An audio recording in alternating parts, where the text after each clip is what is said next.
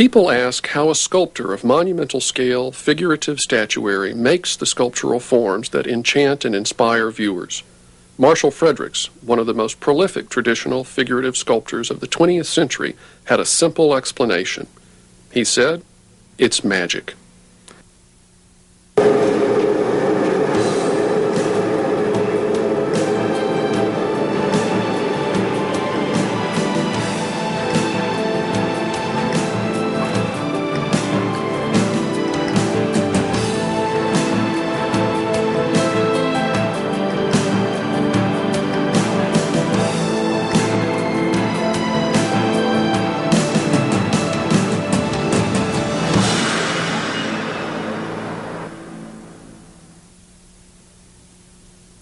Like most magic, the process of making monumental figurative sculpture can be explained.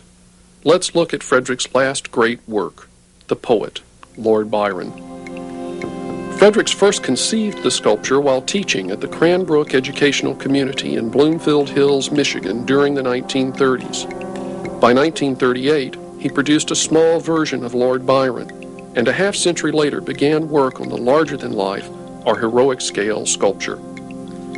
While concurrently creating several other works during the last decade of his life, Frederick modeled in clay the dramatic composition of Lord Byron, the popular British poet of the 19th century Romantic period and a favorite author of Frederick's. The sculptor built up the forms in soft, malleable clay that he applied to a wooden armature or skeleton. The forms, lines, and surface textures were all worked into the clay by the sculptor's hands and a few simple tools. Frederick often said that modeling was a long process of building up the forms and raking them down until the shapes and textures were just right. A few days before his death on April 4, 1998, the artist declared the 11-foot 3-inch tall poet complete.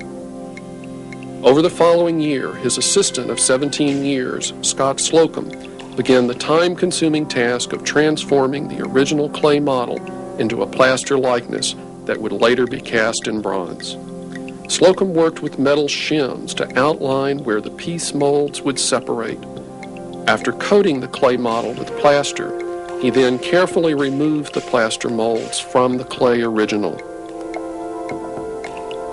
The plaster piece molds were then used to cast a plaster model, an exact plaster replica of Frederick's original clay model.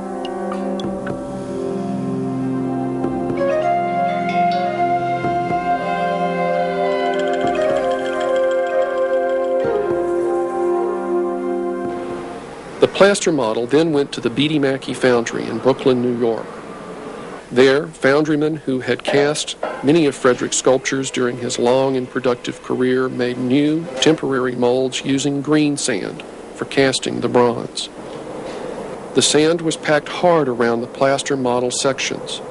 Sprues, gates, and risers were formed into the sand to provide conduits for the molten bronze and vents for the gases to escape.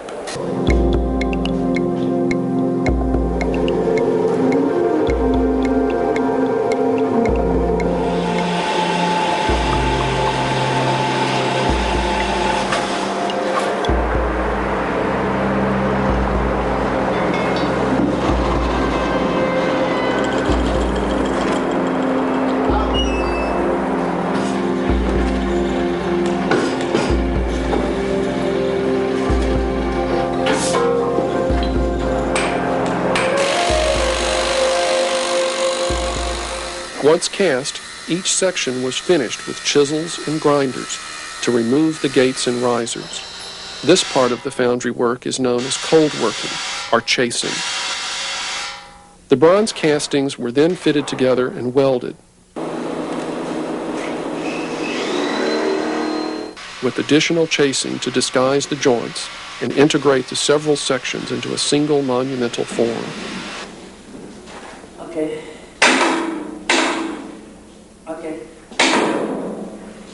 Hold on. Next, the foundry colored the bronze by applying liver of sulfur to provide a base coat for the semi-transparent sea green patina Frederick's favorite throughout his life. Heat was applied to accelerate the chemical changes caused by brushing on liquid cupric nitrate. The patina was built up in several thin layers, not as a paint with pigments applied to the bronze, but with successive chemical alterations to the bronze, which caused its color to change the way a bright copper penny discolors over time through contact with oils in human hands or moisture from the environment. Finally, a light coat of wax was applied to protect the bronze from moisture and pollutants that might prematurely corrode the bronze with stains, streaks, and discoloration. The sculpture was then shipped to Michigan to join hundreds of other bronze sculptures, plaster models, and related art at the Marshall Frederick Sculpture Museum at Saginaw Valley State University.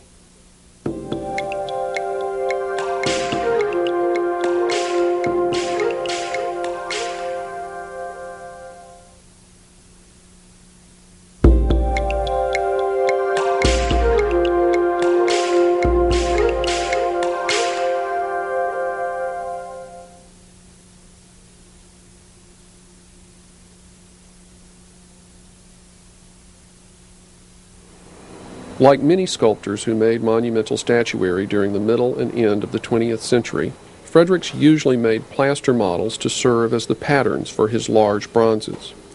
To make the plaster models, Fredericks first had to make a plaster mold of the clay original. In fact, the plaster mold is made in multiple pieces so that the molds will separate from the original model. Fredericks often used a small plaster model to determine the dividing or parting lines for the piece molds. Once the parting lines are determined, brass shims are inserted into the clay along the lines. These shims will enable the plaster mold sections to separate. Some shims are bent or crimped to form keys or darts that will facilitate accurate reassembly of the mold sections. Tiny brass pieces are bent around the shims to hold them together. Once the shims are in place to define the edges of the plaster piece molds, the actual mold making can begin. Water is added to a clean mixing bowl. Laundry bluing is used to tint the initial plaster batch so it will appear different than the white plaster layers to follow. This will facilitate removal of the plaster piece molds from the plaster model much later in the process. Dry plaster powder is sifted into the tinted water to ensure that no clumps will occur. The soupy mix is used to be sure the plaster makes good contact with the clay model. The plaster is often thrown onto the clay to force it into nooks and crannies and to help drive out air bubbles that might get trapped on the surface of the clay. Those bubbles would create bumps in the plaster model made from the mold. Sometimes a syringe is used to project the plaster into undercut areas. Once the first layer of wet plaster dries sufficiently to hold its shape, more plaster is mixed with water and applied in a second coat. The process may be repeated a third or fourth time. As the mold thickens, the layers can be coarser and thicker. These take longer to dry, perhaps overnight. Once the mold is thick enough to retain its shape on the model, reinforcement is added to ensure the mold does not warp or break when it is removed from the clay.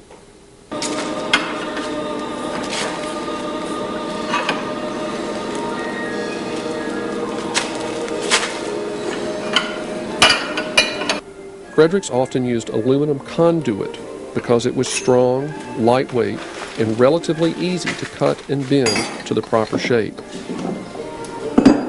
Plus, it makes strong handles for the heavy plaster molds.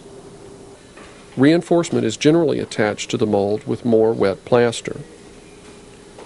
As the process continues, special attention must be paid to where one piece mold attaches to another. For instance, the top of the mold around the torso was grooved with a special tool to create a key for matching that mold section with the mold section that will be cast adjacent to it. A coat of shellac will ensure its eventual release. Also, the unique shapes of the various parts of the model require unique solutions to those challenges. A case in point is the poet's right jaw. It was necessary to pour a separate piece mold between the shims and the face. Again, it was keyed and shellacked to ensure a proper release from the adjacent mold. After all the details are tended to, the final piece molds can be cast.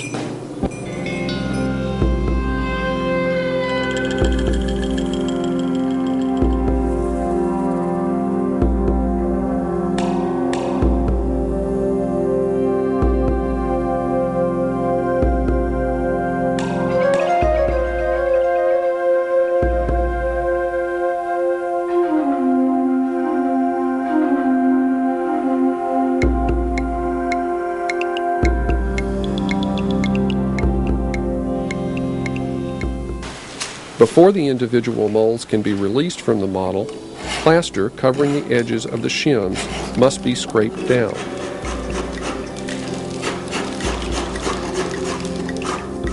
As the molds are removed from the clay model, the magic is revealed, an exact replica in reverse of every detail of the form and texture of the clay model.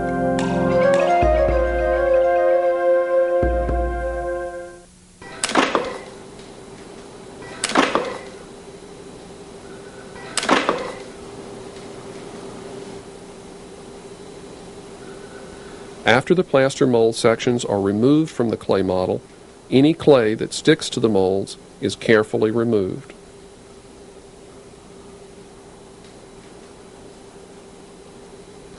The plaster piece molds are usually reassembled and clamped together so that they do not warp over the days or weeks it takes to produce all of the piece molds.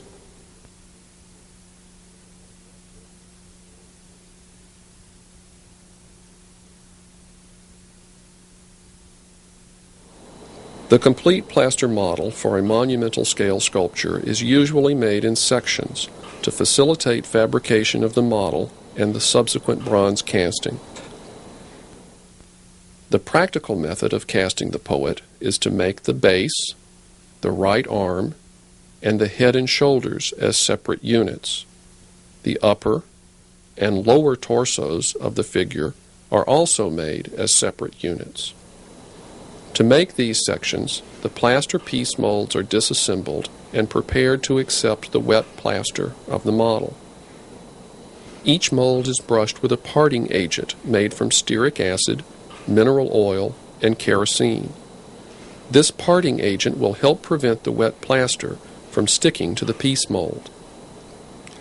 Dry, powdered plaster is then mixed with water and applied to the mold surface.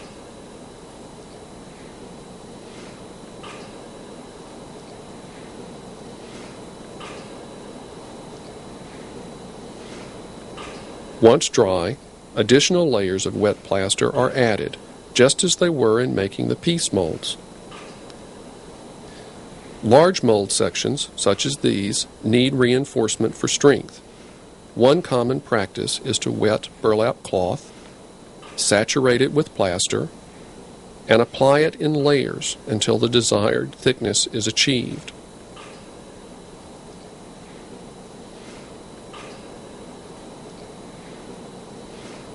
Once dry, the individual model sections can be attached using the same methods and materials. This entire process is repeated with each of the piece molds.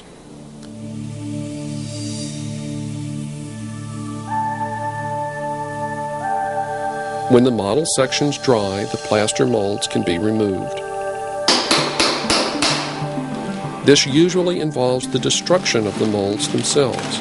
They become waste material, hence the name waste molds.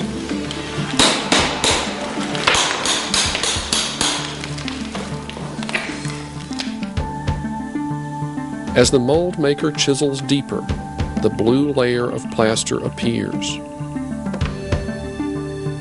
With the hands of a surgeon, the final pieces of mold are removed, and the plaster model is revealed.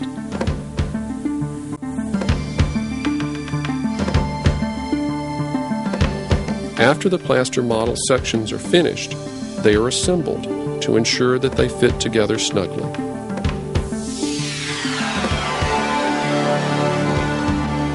Finally, weeks after starting the plaster mold and model making, the full plaster model is complete and ready for shipment to the bronze foundry.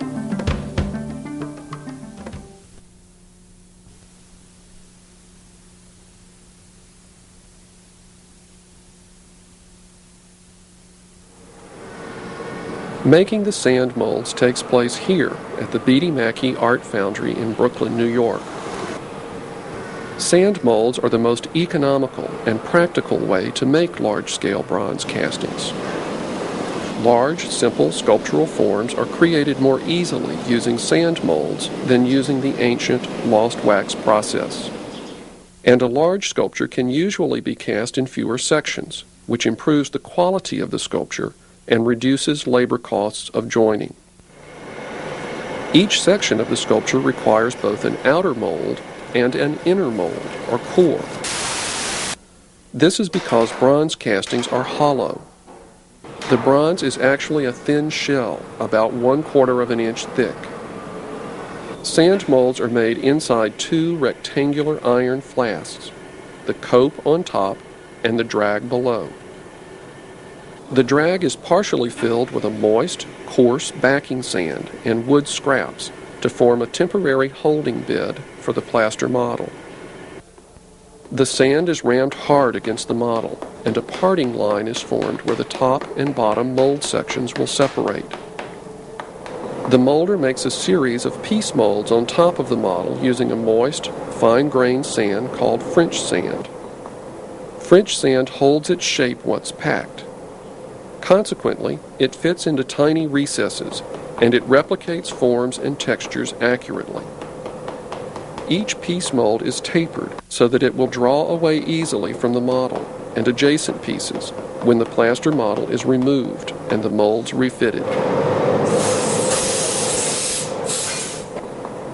To ensure that all of the piece molds will separate, a parting agent, talcum powder, is pounced or dusted over the surface. Nails mark spots for the gates and risers, inlets for the molten bronze, and outlets for the hot gases.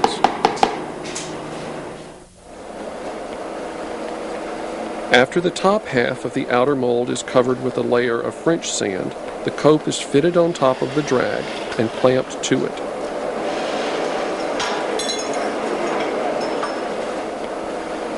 Metal rods are bent to shape and added to reinforce the mold.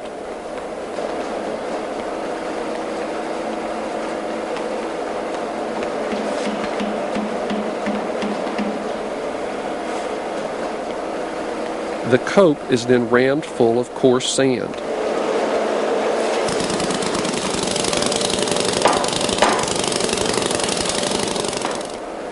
Wooden dowels are positioned and wired together.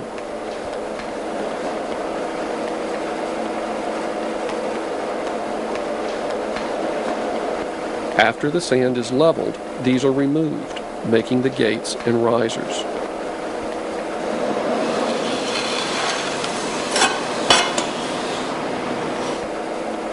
The cope and drag are then inverted, and the temporary bed of sand and wood is removed from the drag.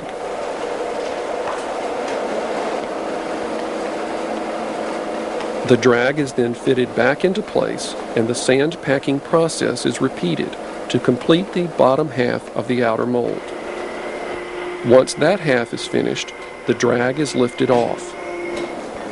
The exposed sections of the piece molds left against the model are then carefully removed and reassembled in their corresponding positions in the drag. Once the piece molds are repositioned, the plaster model can be removed and the outer mold is complete. 1, 2, and 3, yes.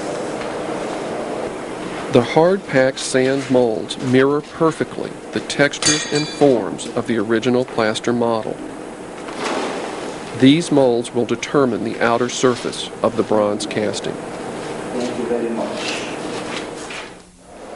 Now, the core of the mold must be made. The core must fit in the cavity of the outer mold, with just a 1/4 inch clearance all around for the bronze. To make the core for the bust of the poet, a metal armature is shaped inside the hollow mold.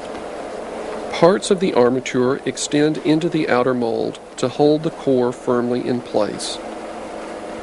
The armature is removed, and a thin layer of sand is then added to the cavity and rammed.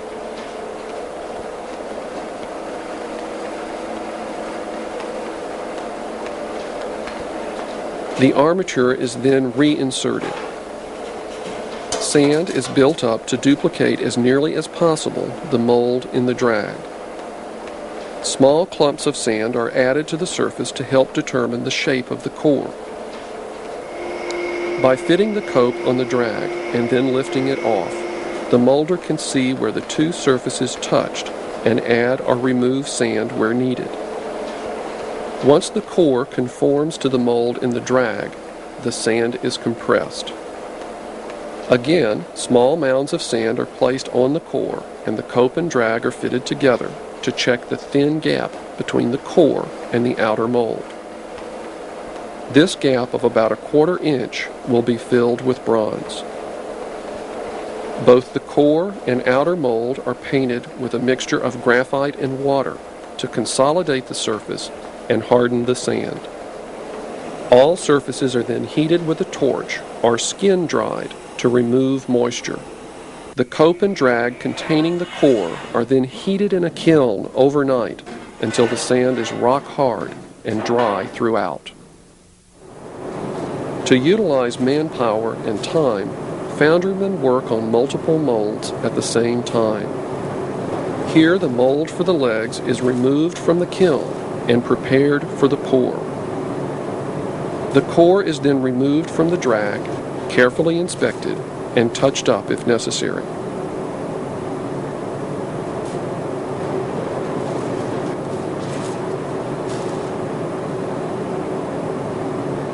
Piece molds are placed back in their original positions and tacked in place. A funnel or sprue made of refractory cement is positioned on top of the cope to channel the molten bronze into the main gate of the mold. The mold, with the core suspended inside, is reassembled for the last time and sealed with a goopy mixture of oil and carving powder. This prevents the molten bronze from flashing between the mold sections. Then paper plugs are fitted into the risers to keep sand from falling inside the mold. Foundrymen then form the sand to retain the molten bronze that will overflow when the mold is filled. Finally, after days of painstaking efforts, the outer mold with its core in place is ready for the bronze pour.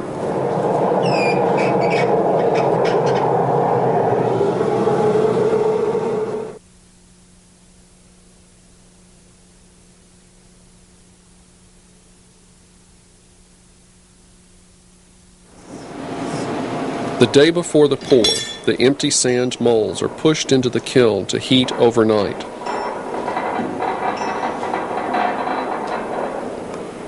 This will reduce the initial shock as the molten metal enters the hot mold. As the crucible heats up, bronze ingots are gently added a few at a time until the hundreds of pounds of bronze are molten metal.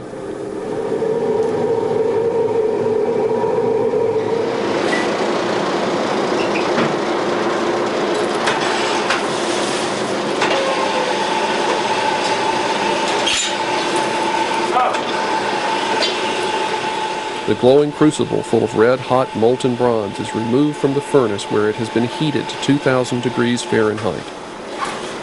It takes many hours to melt the metal, but only moments to pour.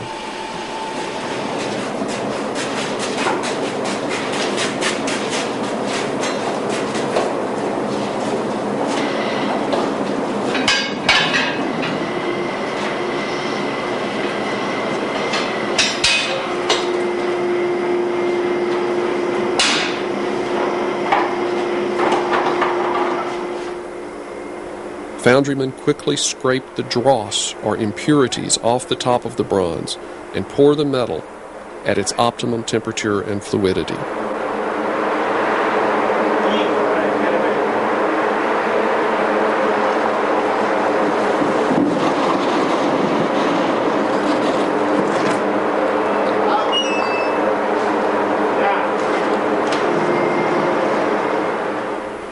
Several molds are usually poured at once.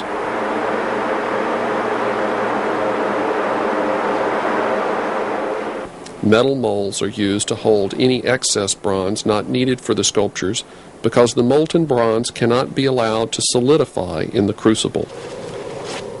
These bronze ingots can be remelted and used later. In only a few minutes, the bronze casting cools and solidifies. Then the sand mold is removed to reveal the bronze replica of the original plaster model.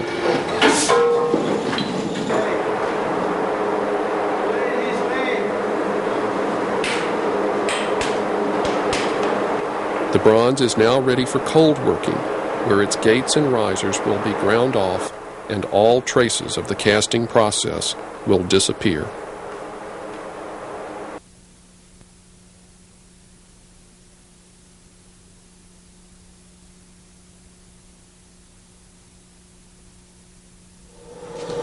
The cutting, grinding, and finishing of the bronze sculpture is called chasing or cold working. The first step in cold working the bronze is to remove the sprues and gates. They are sawn off, leaving short plugs attached to the bronze sculpture. These are ground down and the textures are applied to match the surrounding area.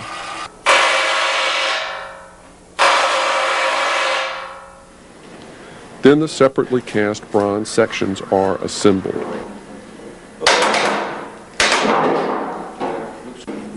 Earlier in the 20th century, bronze sections were fitted together and pinned, an attachment known as a Roman joint because it was used by the ancient Romans.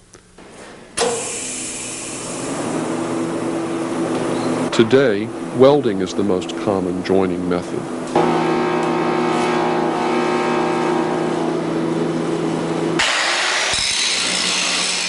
All joints must be cold worked or chased to blend them into the surrounding surfaces so that the joins are not detectable in the finished bronze.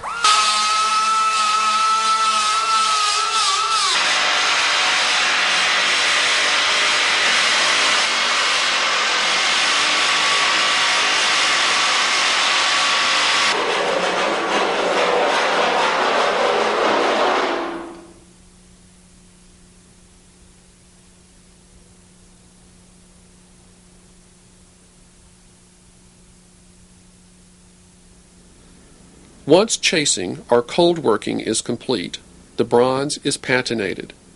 Patination is the chemical process of coloring bronze. Bronzes are not painted. Instead, chemicals are applied to cause the bronze to change color, much like a copper penny changes color over time from contact with the oils and salts on human hands. Usually, bronzes are heated with a torch in preparation for patination. Heat is a catalyst that accelerates chemical reactions.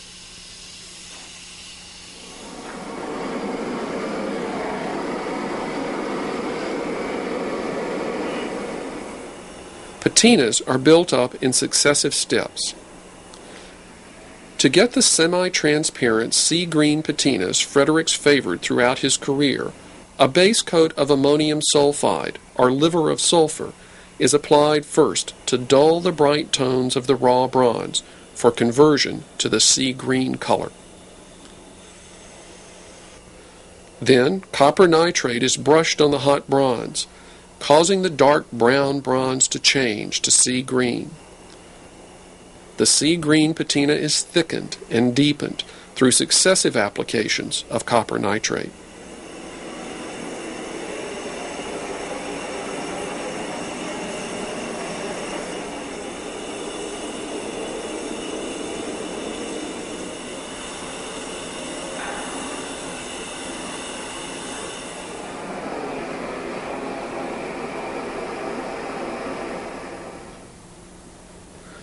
Finally, the patinated bronze is waxed to protect it from deterioration caused by water, dirt, and pollution.